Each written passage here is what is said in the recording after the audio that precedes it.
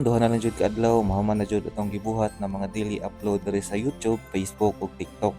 Karon nga adlaw nata diri sa sentral kay magtabang ta ka angkol sa pagpanday.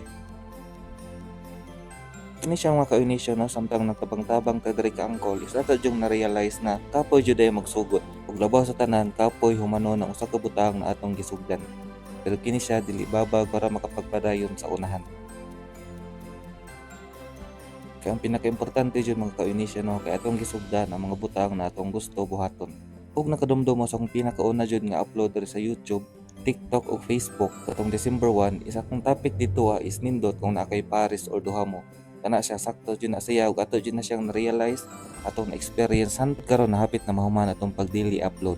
Labi na sa atong pagsugod diri sa atong bag-o nga journey karong 2025. Pero worth it jud ni siya for sure kung maabot ta sa kinatumian.